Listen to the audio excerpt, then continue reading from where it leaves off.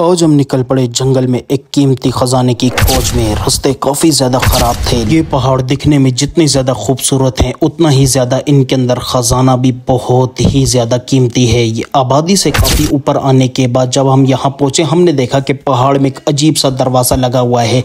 ज्यादा मालूमात करने पर पता चला कि इसके अंदर बारूद भरा हुआ है। ये बारूद खजाना निकालने के काम आता है।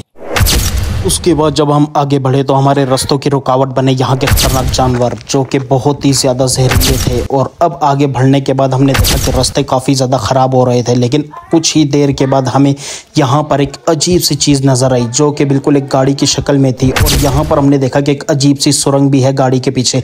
जब हमने गाड़ी को अंदर से चेक किया तो इसके अंदर काफ़ी कीमती मिट्टी थी। इस सुरंग में जाने के बाद हमें आखिरकार वो सारे राज मिल गए जो इन पहाड़ों में छुपे हुए थे। तो चलिए अब करते हैं अपने सफ़र को शुरू। सुबह उठने के बाद हम निकल पड़े इन पहाड़ों की तरफ जहां पर कई खजाने दफन थे जो कि पाकिस्तान के मशहूर शहर एबटाबाद में मौजूद है। आबादी से काफ़ी ऊपर आने के बाद हमारे लिए यहाँ सांस लेना काफ़ी ज़्यादा मुश्किल हो रहा था। यहाँ के रास्ते भी काफ़ी ज़्यादा ख़राब थे क्योंकि यहाँ कोई गाड़ी वगैरह नहीं जा सकती, इसलिए हमें पैदल ही सफ़र करना होगा। यहाँ के लोग ज़्यादातर काश्तकारी करके अपना काम चलाते हैं। आखिरकार जब हम अपना पहला पहाड़ क्रॉस करके काफ़ी ऊपर आए तो यहाँ हमें एक अजीब सा दरवाज़ा नज़र आया। पहले हमें लगा कि शायद ये किसी का घर है, लेकिन मालूमात करने पर पता चला कि इस दरवाजे के अंदर काफ़ी सारा बारूद मौजूद है जो कि यहाँ से ख़जाना निकालने के काम आता है। और आखिरकार अब हमने सोचा कि क्यों ना आगे जाया जाए। जब हम आगे पहुँचे तो आगे रास्ते काफ़ी ज़्यादा ख़राब थे, लेकिन सामने ही हमें एक अजीब सी गाड़ी नज़र आई और उसके नज़दीक कुछ लोग भी मौजूद थे। दिखने पर ये लोग काफ़ी ज़्यादा अजीब से थे।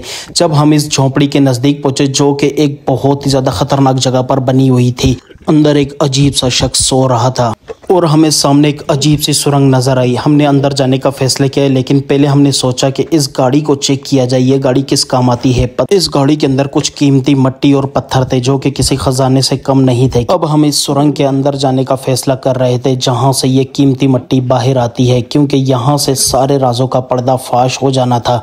जब हम इस सुरंग के नज़दीक पहुँचे तो हमने देखा कि ये सुरंग काफ़ी ज़्यादा ख़तरनाक है और यहाँ पर कुछ हमें नोटिस वगैरह भी मिले। और लेकिन इन लोगों ने हमें ज़्यादा अंदर जाने की इजाज़त नहीं दी क्योंकि ये ख़तरे से खाली नहीं था। और यहाँ पर हमें कुछ इनका सामान नज़र आया जिसके ज़रिए ये अंदर से कीमती मिट्टी को बाहर लेकर आते हैं। ऊपर की तरफ कुछ अजीब सा पाइप लगा हुआ था। जब हम इस इंजीनियर के पास पहुँचे तो इसने काफ़ी अच्छे तरीके से हमसे मुलाकात की। फिर हमने देखा कि ये लोग एक मशीन को चलाने की कोशिश कर रहे हैं और जिस जगह ये खड़े हैं ये जगह भी कोई ख़तरे से खाली नहीं थी। यहाँ पर बहुत ही अजीब जगह पर खड़े होकर ये अपनी मशीन को स्टार्ट करने की कोशिश कर रहे थे क्योंकि ये मशीन स्टार्ट हो जाने के बाद इनका काम बन जाता है और इस मशीन के ज़रिए ये काफ़ी सारी कीमती मिट्टी को बाहर निकाल कर लाते हैं। फिर हमने सोचा क्यों ना हमें आगे की तरफ बढ़ना चाहिए।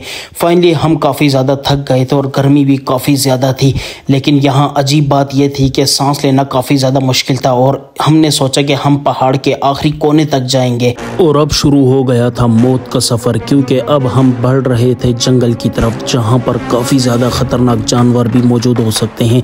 यहाँ पर थकने के बाद हमने कुछ पानी वगैरह पी लिया क्योंकि हमारी हालत काफ़ी ज़्यादा टाइट हो गई थी। हम इस वक्त आबादी से काफ़ी ज़्यादा ऊपर आ गए थे। यहाँ हमारी नज़र एक अजीब जानवर पर पड़ी जिसने हमारा शुरू में ही स्वागत किया। उसके बाद हमने सोचा क्यों ना आगे की तरफ चलना चाहिए, लेकिन यहाँ पहुँचने के बाद हमने एक अजीब सा नज़ारा देखा।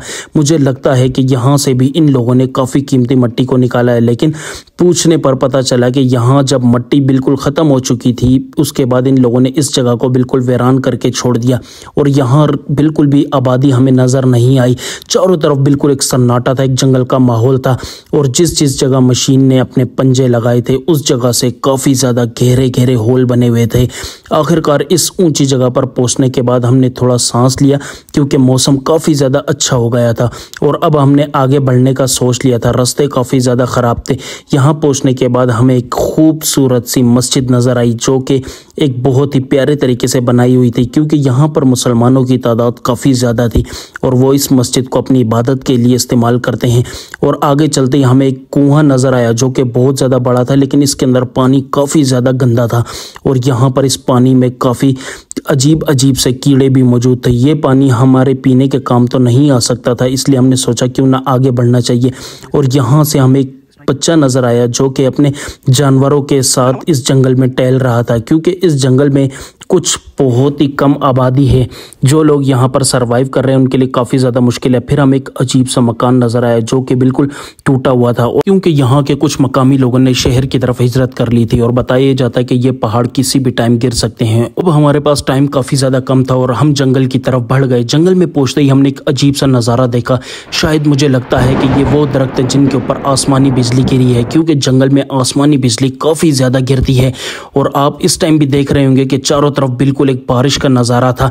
रास्ते काफ़ी ज़्यादा ख़राब थे, क्योंकि ये सफ़र हमारे लिए मौत का सफ़र भी बन सकता था। लेकिन फिर भी हिम्मत करके हम आगे बढ़ते रहे और हमने सोचा कि शायद हमें आगे कुछ नई चीज़ें मिल सकें। जब हम आगे पहुँचे तो हमने इस जंगल में एक और अजीब सा नज़ारा देखा। यहाँ जितने भी दरख्त थे वो सब आसमानी बिजली से जल चुके थे। और अजीब बात यह थी कि इस जंगल में कोई परिंदा हमें नज़र नहीं आया, लेकिन सामने से एक अजीब सी चीज़ की हमें आवाज़ आई। जब हमने अपने कैमरे को जूम किया तो पता चला ये एक बहुत बड़ा डॉग मौजूद है जो कि शायद इस जंगल में ही रहता है। मुझे लगा कि शायद आबादी की वजह से कुछ लोगों ने यहाँ इन जानवरों को भी रखा हुआ है, लेकिन शायद ये पता नहीं किसी चीज़ की रखवाली कर रहा है और यह हमारे ऊपर काफ़ी ज़्यादा गुस्सा हो रहा था।